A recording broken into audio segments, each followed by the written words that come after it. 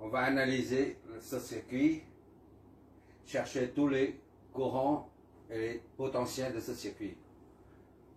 Sachant qu'on a une source de tension indépendante ici, VA, et une autre source de tension, mais cette fois-ci, c'est une source de tension dépendante. En quoi consiste-t-il?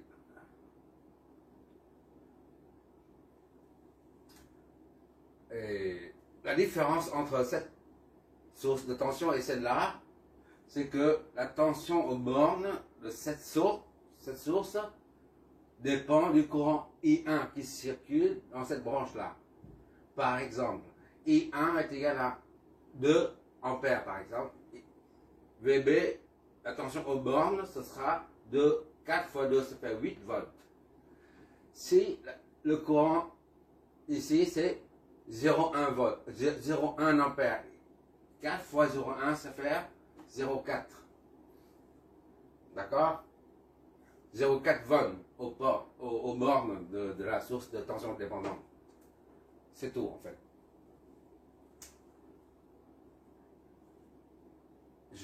J'ai décidé de faire cet exhaust, c'est pour varier les sources de courant et de tension dépendantes et indépendantes. Maintenant, on va analyser ça pour trouver les courants et les potentiels. D'accord? Comme d'habitude,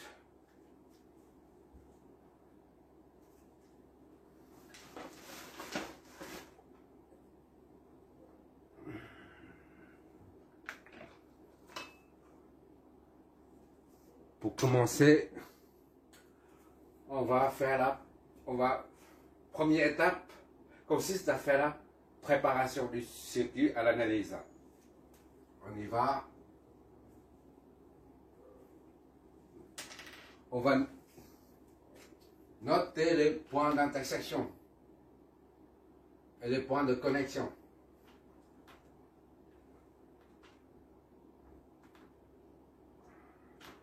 Je vais vérifier le cadrage de mon écran.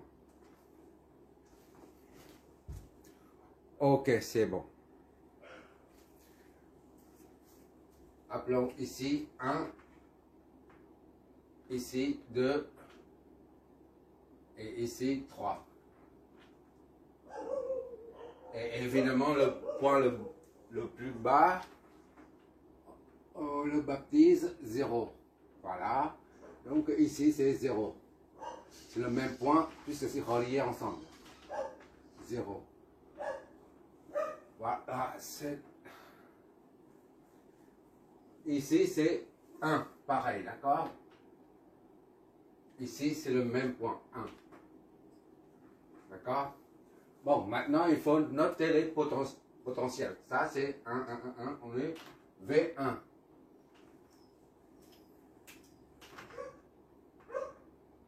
Le potentiel V1. Potentiel V2.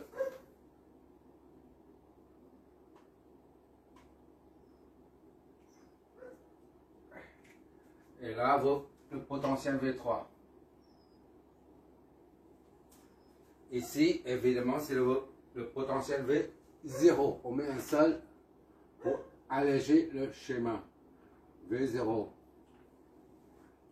L'étape suivante consiste à fixer un point de référence de 0 volt pour le calcul. Ici, c'est 0 volt, arbitrairement choisi, pour mener tous les calculs. Tous les calculs seront en tension ou en courant, seront menés par rapport à ce point de référence 0 volt. D'accord? Qu'est-ce qui nous reste pour la phase de préparation? Bon, les courants maintenant. On suppose ici, c'est un courant IA cette fois-ci. IA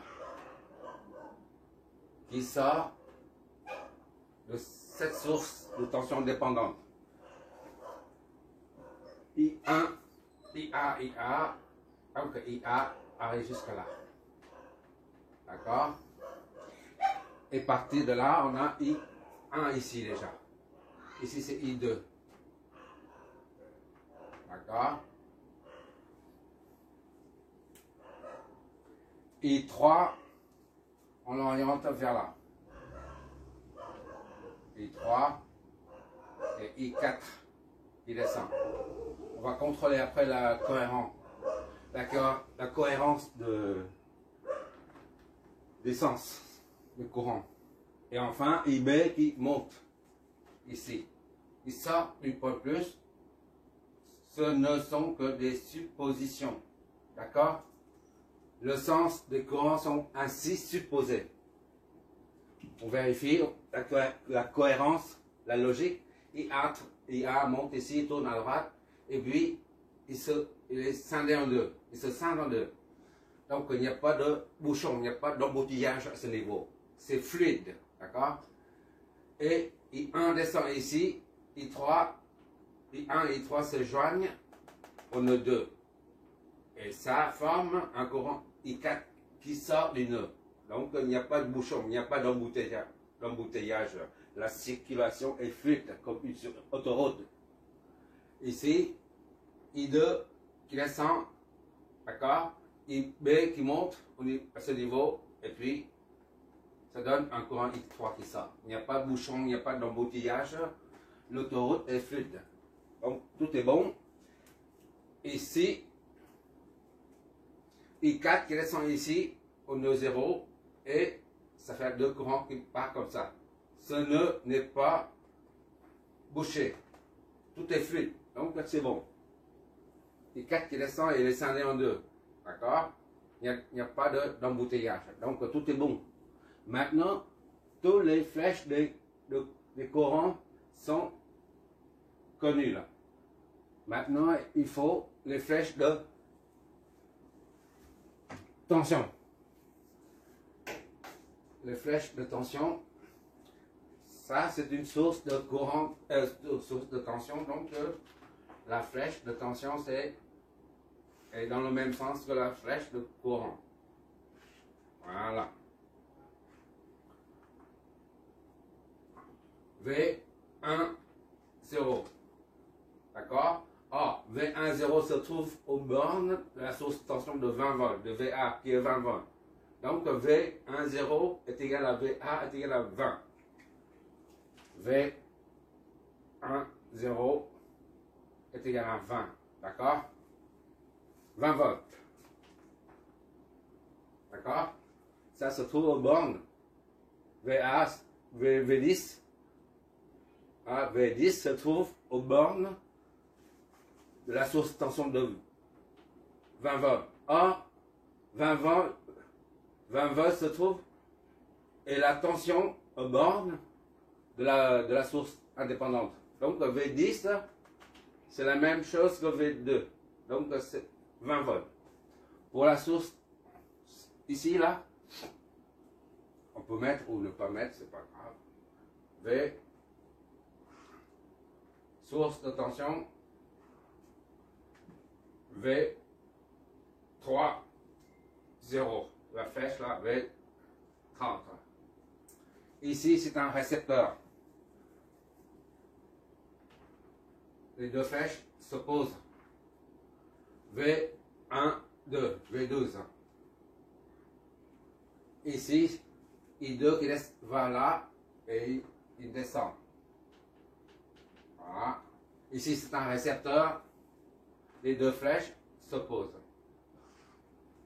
D'accord? V1, 13. OK, d'accord. Et ici, c'est un récepteur. Les deux flèches s'opposent. V2, 0. V20. Et enfin, celui-là, c'est un récepteur. Les deux flèches s'opposent. V3, 2. Ça fait V32. Je crois que c'est terminé. Mais la phase de préparation du circuit à l'analyse est terminée. Maintenant, on passe à l'étape suivante, qui consiste à poser les équations électriques en se servant de la loi d'Ohm. La formule V est égale à RI. D'accord?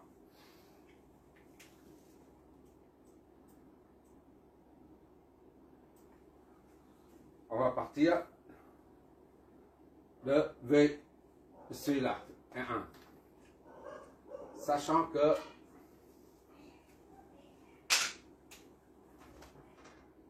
V est égal à RI, loi d'Ohm.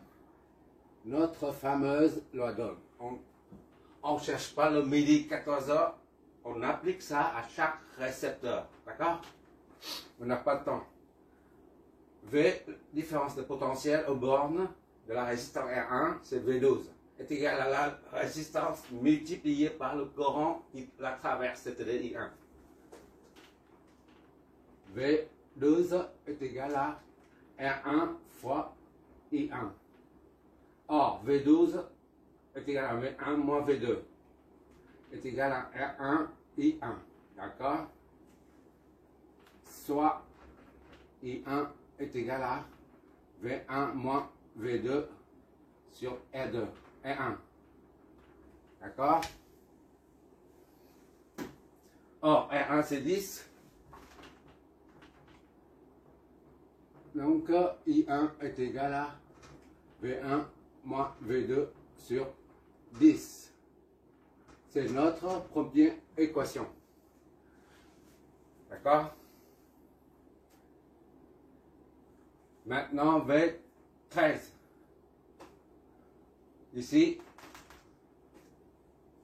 V13, attention, la différence de potentiel V13 est égale à la valeur de la résistance, c'est R2 fois le courant qui la traverse, I2.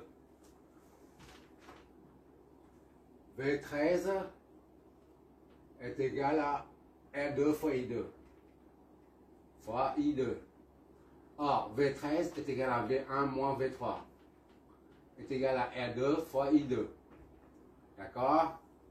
Soit I2 est égal à V1 moins V3 divisé par R2.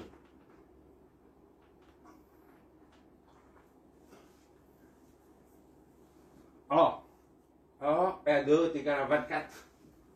On obtient donc I2 est égal à V1 moins V3 sur 24. Notre deuxième équation. D'accord?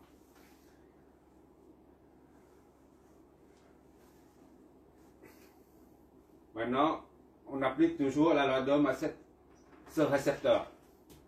La différence de potentiel au bord de la résistance R3 est égale à R3 multiplié par le courant qui l'a traversé, I3. V33 est égal à R3 fois I3.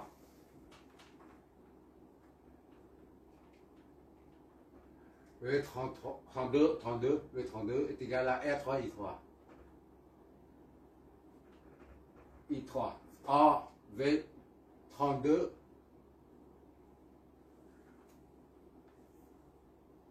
est égal à V3 moins V2 fois R3 I3,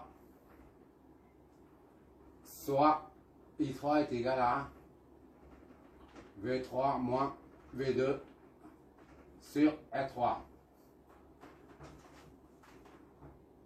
Avec R3 est égal à 4, on en déduit I3 est égal à V3 moins V2 sur 4, notre troisième équation.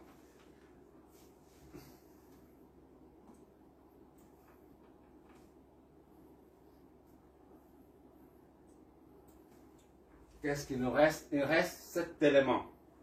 On applique la différence de potentiel aux bornes de ce récepteur, c'est V20, est égal à la résistance fois le courant qui la traverse.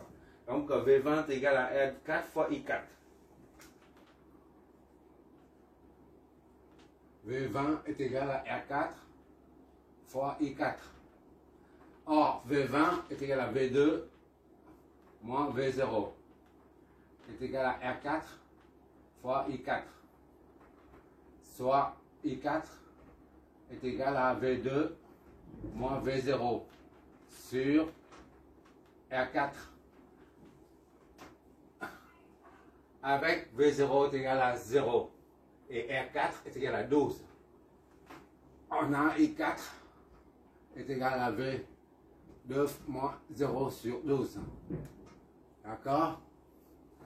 Soit I4 est égal à V2 sur 12. Notre quatrième équation. D'accord?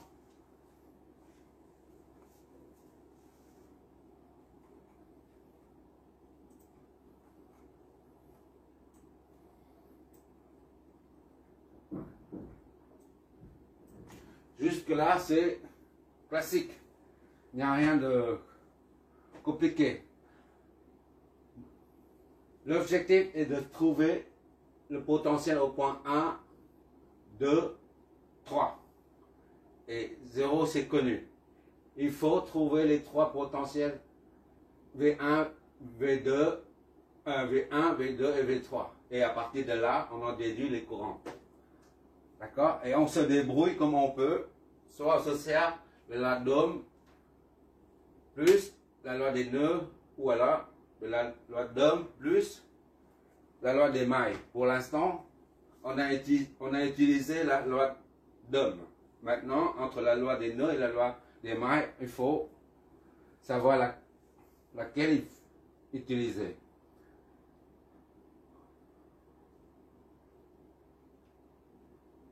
D'accord?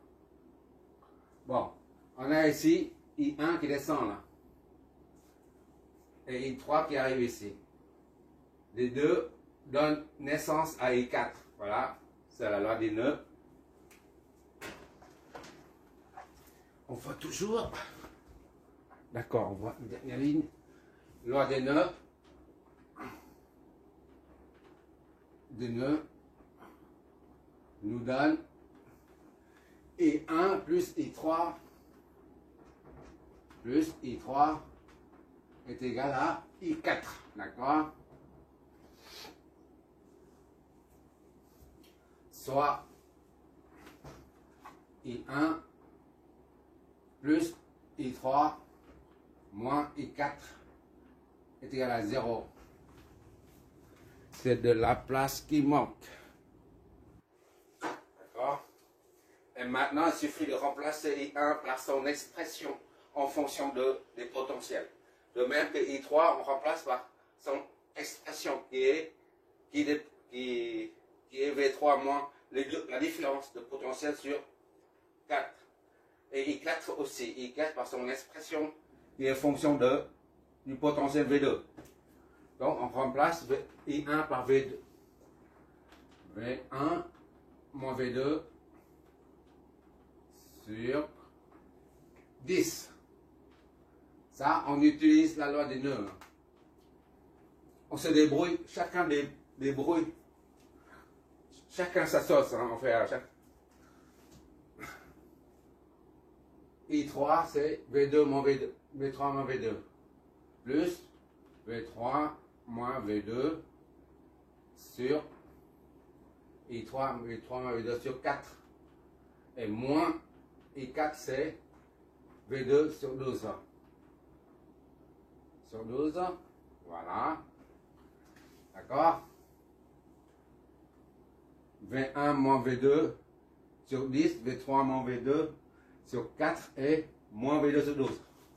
On voit toujours, j'espère. Ok, ok. Oh.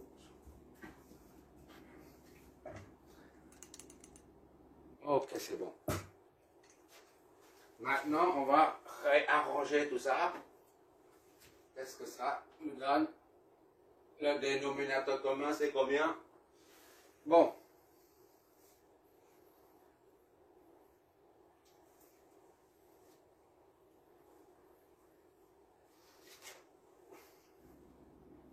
Moi, je ne suis pas doué pour le calcul mental. 10 fois 4 fois 12.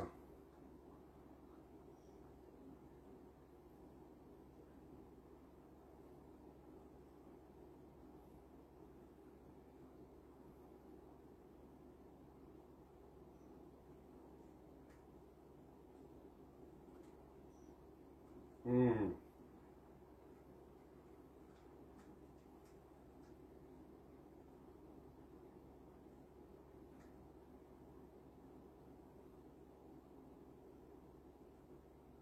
c'est 60.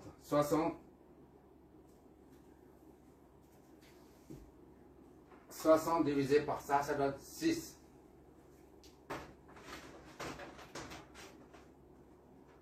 6 fois V1 moins V2.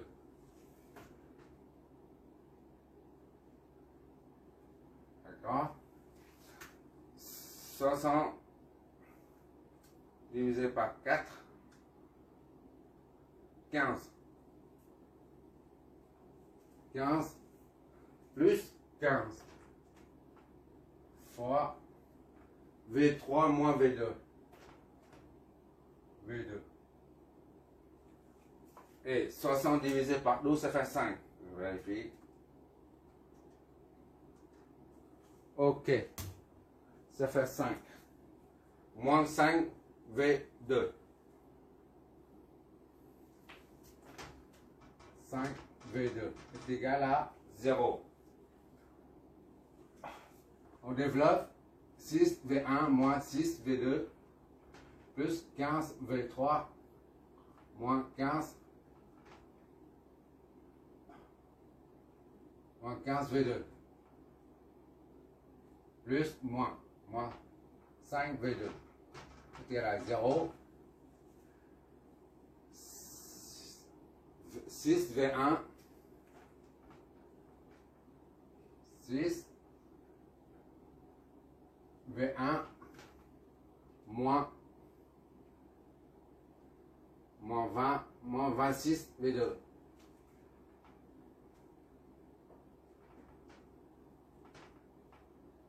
plus 15 V3 est égal à 0.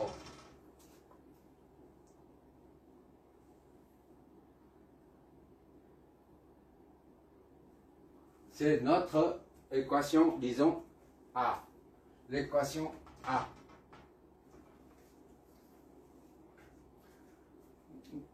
Notre première équation contenant les potentiels à trouver. V1, V2, V3. V1, V2, V3. Voilà. Il nous faut deux autres. D'accord?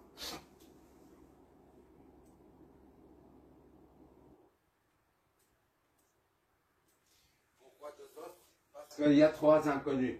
Il faut un système d'équations.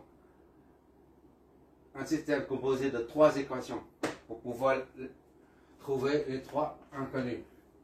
Bon, maintenant on va se servir de la loi des mailles.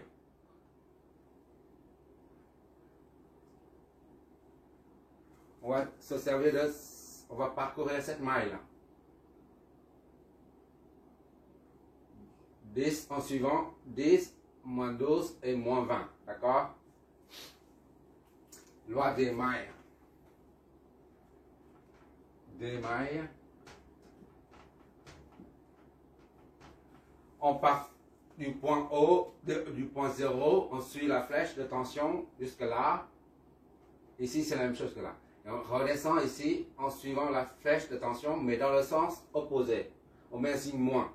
Ici, on suit dans le sens de la flèche, on met un signe plus, donc on met rien du tout. Ici, en descendant dans le sens contraire de la flèche de tension, on met un signe moins V12. Et on descend jusqu'à 0 pour retourner au point de départ. En descendant, on suit la direction de V2 dans le sens inverse de la flèche, on met moins V20. D'accord? Partant de 0, jusque là, c'est V10, plus V10. V10, d'accord? Plus V10, on met V10. Et à partir de 1, on redescend ici, moins V12, parce que c'est dans le sens opposé, moins V12. Et on continue pour arriver au point de départ, 0. On descend dans le sens opposé de V2, donc on met un signe moins V20. Et ainsi bouclé, la maille est fermée. La totalité des tensions forme une résultante nulle, c'est-à-dire l'ensemble des vecteurs de tension donne un vecteur nul, c'est-à-dire 0. Le module d'un vecteur, c'est ça, est nul. À titre d'information seulement.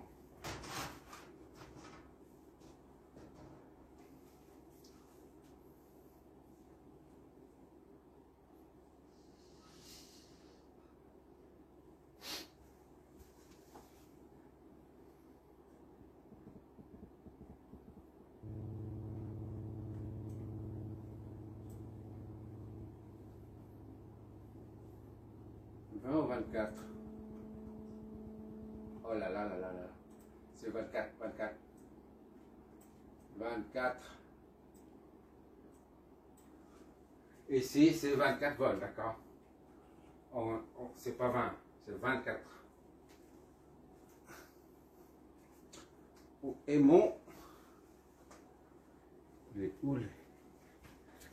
Une petite pause. Ici, c'est 24. 24 volts. La source de tension, c'est 24 volts. C'est pas 20 volts. Je reprends 24 volts. D'accord, 24 volts. Ça n'affecte en rien du tout.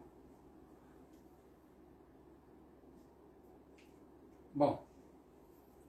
Maintenant, le fait que V10 est égal à 24, on injecte là-dedans. D'accord? Et on décompose les potentiels. Qu'est-ce que ça signifie? On met 24 à la place de V10. 24 moins V12 c'est V1 moins V2. Moins V20 c'est V2 moins V0 est égal à 0. D'accord? Maintenant on enlève toutes les parenthèses. 24 moins V1 multiplié là-dedans, ça fait plus V2. Moins V2 plus V0 est égal à 0. Ça c'est 0. V0 c'est 0. D'accord? Plus V2 moins V2. D'accord? Donc V1 est égal à 24. Soit V1 est égal à 24 volts. On peut aussi écrire cette équation en tant que 1 V1 plus 0 V2 plus 0 V3 est égal à 24 volts. C'est la même chose. Ça fois ça c'est 0, ça c'est 0. Il ne reste que ça.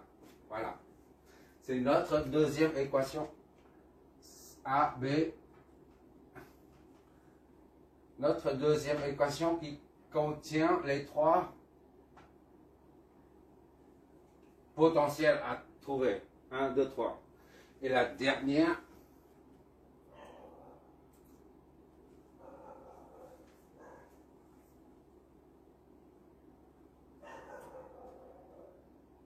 on va réutiliser la loi des mailles en partant de cette maille-là.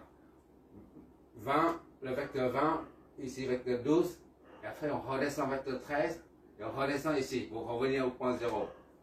On y va, on part de 0 là, on suit le vecteur dans son sens, dans le sens de la pointe de la flèche. Donc c'est plus 20, V20. V20 plus V20, on met V20. Voilà, on part de 0, on suit la flèche, on va dans le sens de la flèche, donc V20 plus V20. Et maintenant ici, on monte ici, on va toujours dans le sens de la flèche V12. On met plus V12. D'accord? Plus V12. Et à partir de 1 là, on redescend ici. On va dans la direction de V. La direction et le sens, c'est deux choses qui n'ont rien à voir. On va dans la direction de V13, mais dans le sens opposé de la flèche de tension, donc c'est moins V13. Et à partir de là, on descend, on va dans la direction de V30. Dans le sens opposé de la flèche, c'est moins V30. D'accord? Et on retombe sur 0. Ça donne la résultante. Ça donne une résultante vectoriel nul. C'est 0. Voilà.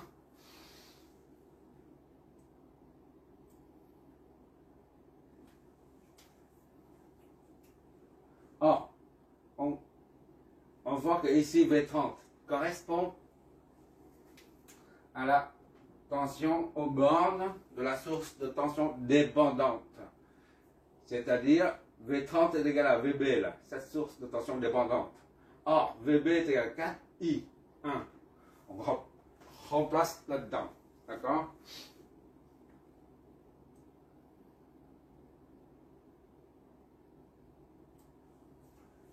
V20 plus V12 moins V13 moins V30. V30 c'est 4I1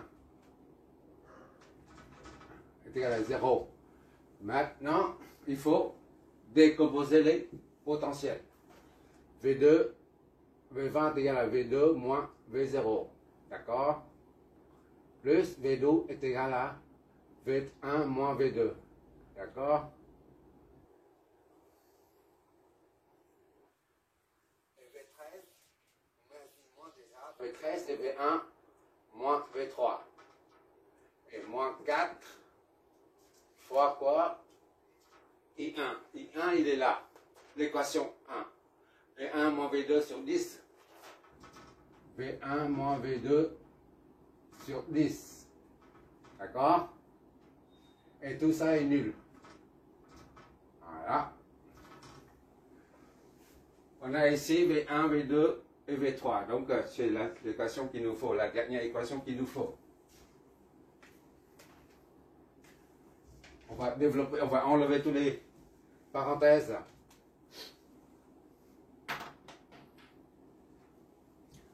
V2 moins V0 plus V1, ici là, plus V1 moins V2 moins V1 plus V3 moins 4V1 sur 10, d'accord, plus 4V2 sur 10 est égal à 0, d'accord. Donc, ça et ça simplifie V1 et V1, d'accord. V2 simplifie et V2. Donc, ce qui nous donne 2. On passe de l'autre côté, disons, ça fait 2